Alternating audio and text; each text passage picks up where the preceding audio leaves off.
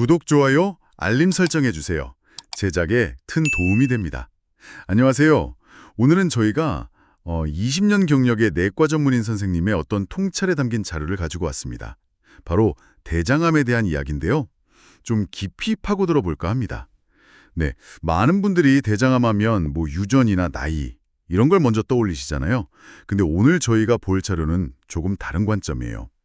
왜 이 습관이라는 게 훨씬 더 결정적일 수 있는지, 그리고 특히 요즘 젊은 층에서도 환자가 늘고 있다는데 그 이유는 뭔지, 또 우리가 뭘 할 수 있는지, 이게 오늘 저희 목표입니다. 자, 그럼 한번 시작해 볼까요? 이 자료를 보면 대장암의 주요 원인으로 우리가 흔히 생각하는 것 말고요, 훨씬 더 강력한 요인을 지목하고 있어요. 바로 생활 습관이라는 건데요. 식사, 운동, 또 배변 습관, 스트레스 이런 것들이 수십 년 동안 차곡차곡 쌓여서 병을 만든다는 거죠. 네, 바로 그 점입니다. 이 자료에서 이제 흥미로운 부분은 그 구체적인 습관들이 어떻게 대장에 영향을 미치는지 그걸 파고드는 부분인데요.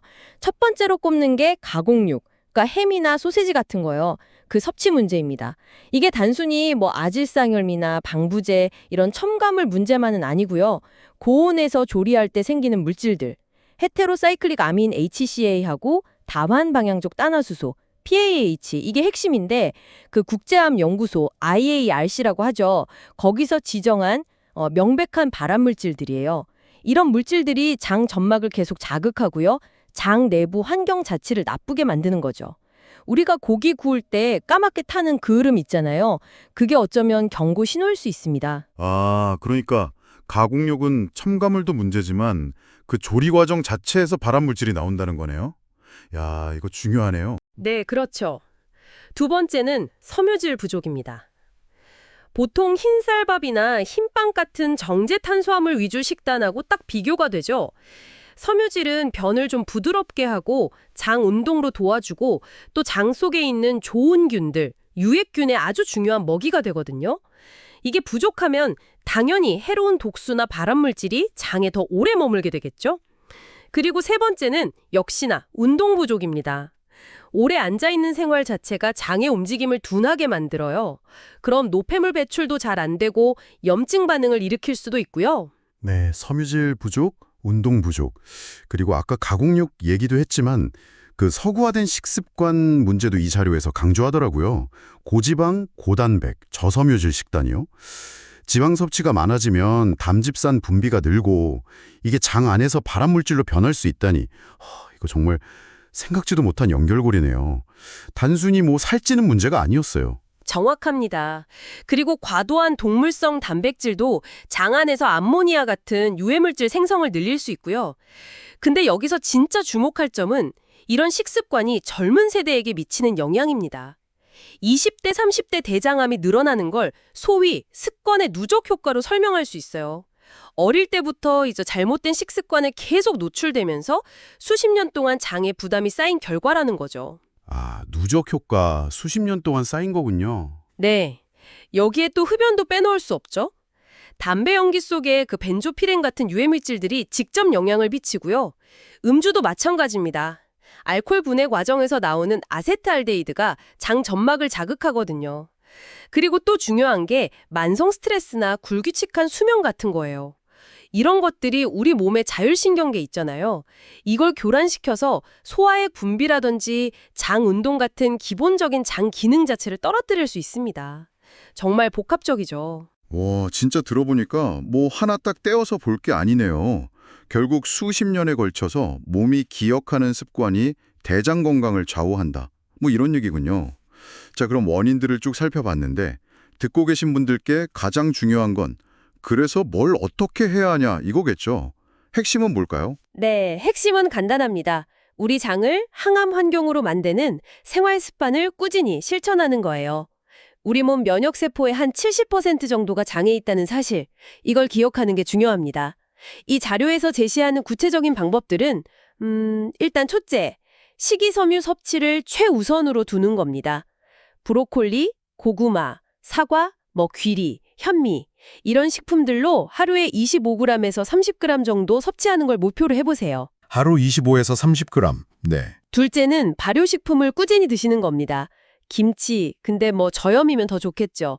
된장, 청국장, 아니면 요거트 같은 거요. 당 함량이 낮은 걸로요.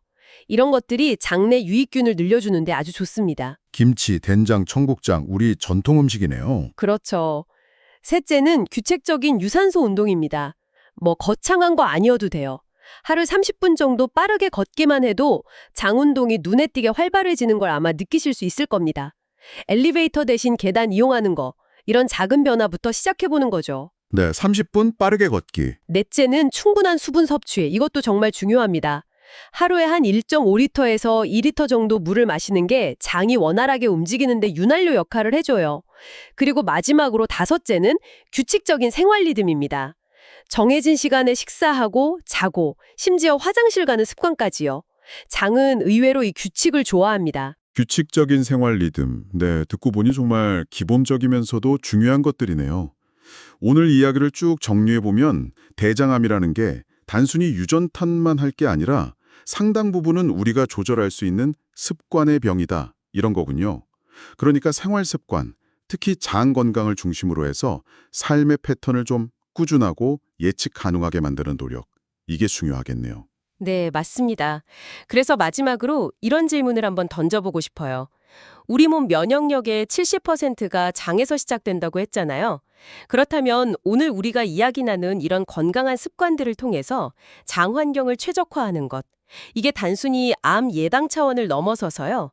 우리가 매일 마주하는 수많은 건강 위협들 속에서 우리 몸의 전반적인 회복 탄력성, 그러니까 건강을 지켜내는 힘, 그 자체를 키우는 가장 강력한 첫걸음이 될 수는 없을까요? 한번 깊이 생각해 보실 문제가 아닌가 싶습니다. 네, 생활습관 개선에 이어서 저희가 살펴볼 자료들은 대장암 예방의 그 핵심이죠. 바로 정기검진에 주목하고 있습니다. 맞습니다. 이걸 뭐 생명을 지키는 마지막 방어선이라고까지 하던데요. 왜 그런지, 조기 발견이 왜 그렇게 중요한지 좀 파헤쳐 보죠. 대장암은 일찍 발견하면 치료 결과가 아주 좋다면서요. 네, 그렇습니다. 근데 이제 정기적으로 검진을 받는다면 이게 중요하죠. 아, 그 조건이 붙는군요. 네, 그래서 오늘 이 시간에는 왜 정기검진이 그냥 선택이 아니라 필수인지 그 구체적인 이유랑 방법에 대해서 좀 깊이 이야기 나눠보겠습니다. 네. 자료 보니까 그 생존율 통계가 확 와닿는데요. 조기에 발견하면 90% 이상 생존. 네, 90% 이상이죠. 근데 암이 3기 이상, 그러니까 좀 진행되면 생존율이 30% 아래로 뚝 떨어진다고요. 와, 정말 극명한 차이인데 왜 이런 차이가 나는 걸까요? 그게 대장암의 진행 속도랑 관련이 깊습니다. 대장암은 대부분 이제 용종이라는 작은 혹에서 시작하거든요. 아, 용종이요. 네, 그게 암으로 자라기까지 보통 뭐 5년에서 길게는 10년 이상 걸립니다. 비교적 천천히 진행되는 거죠. 아, 시간이 꽤 있네요, 그럼. 그렇죠. 그러니까 암으로 발전하기 전에 발견해서 제거할 시간이 충분히 있다는 의미입니다. 이게 바로 기회의 창이라고 할 수 있어요. 기회의 창. 네. 조기 발견은 생존율뿐만 아니라 치료 방법에도 아주 결정적인 영향을 미칩니다. 초기에는 내시경만으로 간단히 제거할 수 있거든요. 네, 수술 없이도요? 네. 그럼 후유증 거의 없이 일상 복귀가 가능한데 만약 늦어지면 아시겠지만 개복 수술, 항암, 방사선 치료 이런 길고 힘든 과정을 겪어야 할 수도 있습니다. 아, 생각만 해도 힘든 과정이네요. 근데 자료를 보면 많은 분들이 그 내시경 좀 불편하고 두렵다는 이유로 검진을 미루는 경향이 있다고 하던데요. 맞아요. 특히 증상이 없다는 점. 이게 오히려 위험할 수 있다는 건가요? 바로 그겁니다. 그게 대장암 검진에서 가장 중요하게 강조되는 부분이에요. 자료에서도 대장암은 증상이 없을 때 발견해야 한다. 이렇게 얘기하거든요. 증상이 없을 때. 네. 뭐 복통이나 혈변, 체중 감소 같은 증상이 나타나면 그때는 이미 암이 상당히 진행됐을 가능성이 높습니다. 아, 이미 늦을 수도 있군요. 그렇죠.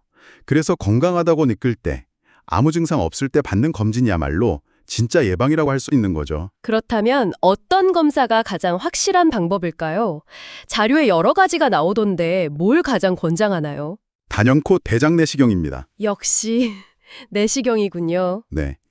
장 내부를 의사가 직접 눈으로 보면서 용종이나 초기암을 찾고 발견하면 그 자리에서 바로 제거까지 할 수 있으니까요. 아, 진단이랑 치료가 동시에 되는 거네요. 그렇죠. 진단과 동시에 예방적 치료. 이게 가능한 가장 확신한 방법입니다.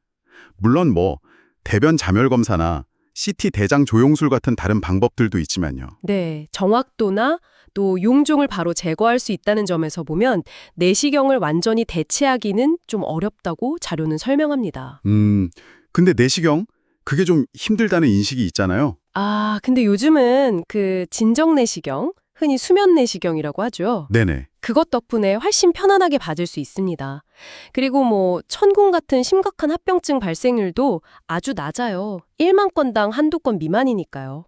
안전성도 많이 확보됐습니다. 그렇군요. 그럼 이걸 언제부터 또 얼마나 자주 받아야 할까요? 자료에 나온 기준 좀 알려주시죠.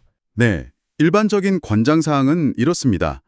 특별한 위험 요인이 없다면 만 50세부터 시작하는 게 좋습니다. 50세요? 네.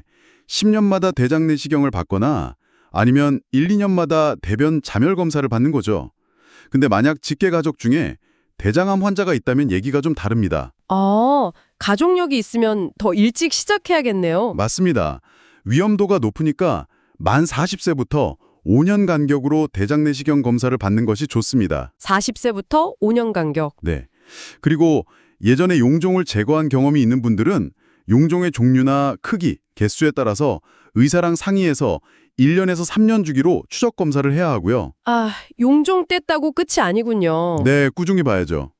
또 궤양성 대장염이나 크론병 같은 염증성 장질환을 한 8년에서 10년 이상 앓고 계신다면 이건 매년 대장 내시경 검토가 필요할 수도 있습니다. 와, 기준이 꽤 구체적이네요.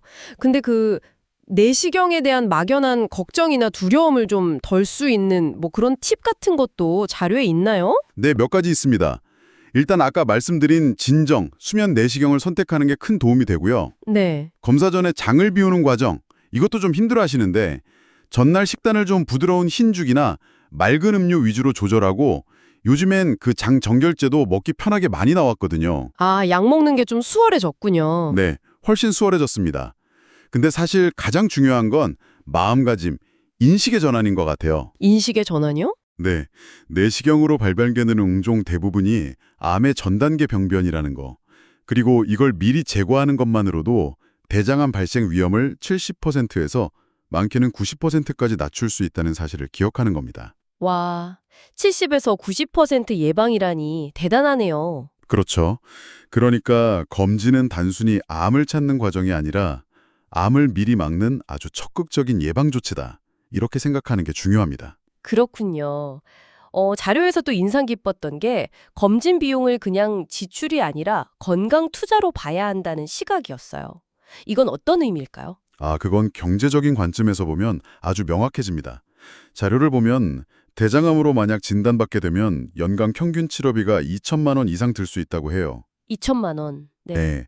근데 정기적인 내시경 검진 비용은 그것과 비교하면 훨씬 적죠. 훨씬 적죠. 네.